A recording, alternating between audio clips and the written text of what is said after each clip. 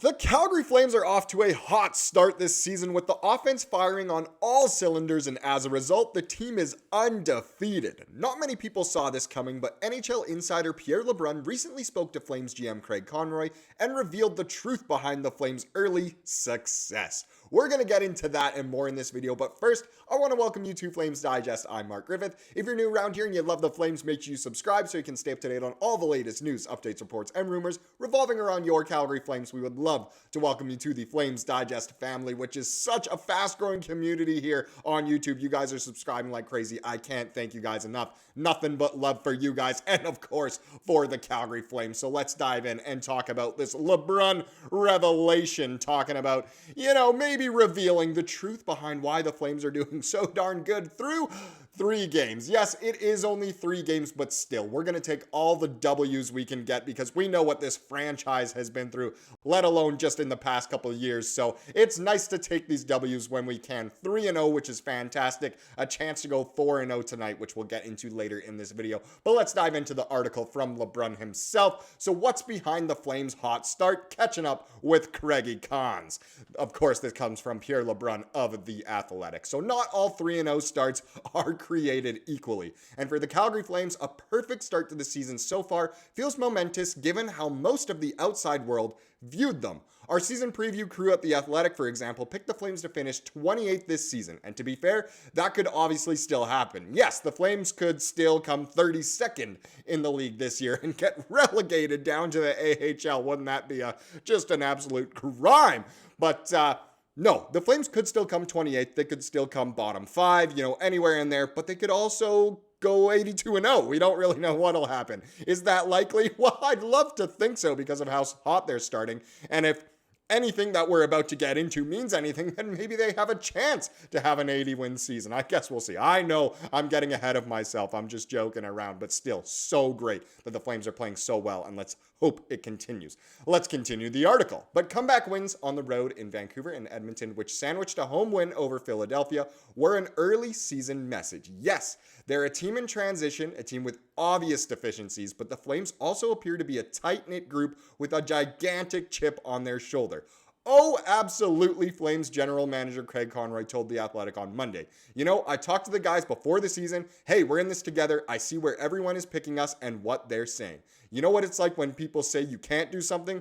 Okay, we'll show you. There's the first piece of truth. The real reason behind the Flames' success so far is that rebellious attitude of, oh, you're telling us we can't do that? Okay, we're going to do it. It's like trying to discipline a small child that's acting up. That's what the Flames are. They're the pesky Flames pretty much at this point. But since no one believed in them, they had those low expectations. The Flames are saying, oh, you don't think we can? Okay, we might just do it. And I love the use of tight-knit group here because you can tell these Flames players, all of them want to be here. None of them are, already talking about, okay, let me get a ridiculous contract or I'm out. Please trade me away. All of them want to be here. They love each other. You can see they have so much fun together on the ice. The smiles and everything is great. Ryan Huska has created such a good culture here in Calgary. And it's true, a tight-knit group that has low expectations and people are telling them they can't win. Guess what they're going to go do? They're going to play that much better. Again,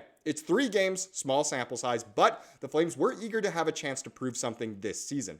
Nazem Kadri helped set the tone early in training camp when he asked the local Calgary media to pump the brakes on questions regarding his future with the team.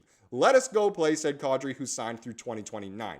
We're going to try to rally around each other and surprise some people. So even throughout the summer, some of the vets had this attitude. Well, all the vets had this attitude, and it's great to see. And it is paying dividends. It's leading to actual successful winning hockey, which is fantastic. Veteran defenseman MacKenzie Weegar, who's under contract through 2031, also said he wants to be part of the solution. Backlund's the same way. Coleman's the same way, Conroy said. They're the leaders, and they're bringing along the young guys. All those guys have made it known that they want to be here. And of course, would like to win. Guys like Backlund, he's never won the cup before, would love to go on that journey and win. Same with MacKenzie Weegar as well. Backlund doesn't have as much time as some of these other guys, so that's why the veterans are playing even more, carrying even more, and playing so well. And it is true, when you have a lot of good veterans, you're not going to be the worst team in hockey, which we'll get into later in the comments of the day. But point being, This isn't last season. So there's the second part of, revealing the truth here. This isn't last season. And that might sound obvious, but just give it a second here. It'll make more sense in a second. A year ago, it was natural to speculate where things were headed roster-wise for the Flames, with pending UFAs like Tanev, Lindholm, Zadorov, and Hanifin all likely to be dealt. And they all were. That was outside noise that was uncontrollable because of their contract statuses on a non-playoff team. You see, these younger rebuilding teams like Chicago or San Jose, they're bringing in veterans to help support, Conroy said. We have great veterans and they're here and they're supporting our guys. You're trying to build a culture. That's one thing we're always talking about, building the right culture. And those guys are a huge part of it. You have guys who want to be here and want to be part of the solution. That's why I think we had a great training camp and good preseason. It's carried over. They're in this together. It's 3 games, but they've played well. They've stuck up for each other. They've competed hard, Conroy said, and generally it's a good feeling around the locker room.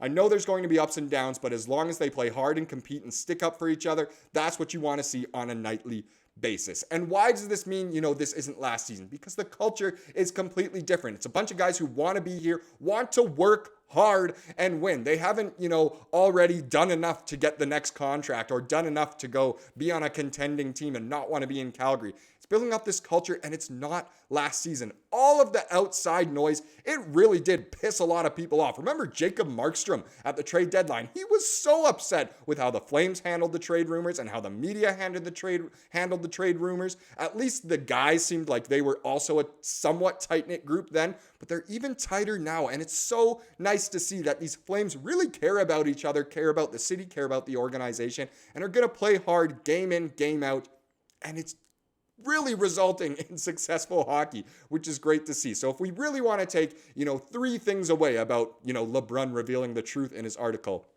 it is, of course, that it's not last season. It's a completely different team with way less noise outside. There's a completely different culture, which is fantastic. They're building up a great culture. And what was the first one? Something about the vets or whatever. I've already forgotten. My mind's in the mud because I'm so excited for tonight's game, which should be another doozy. The Flames are back home once again. They go away home to start the year.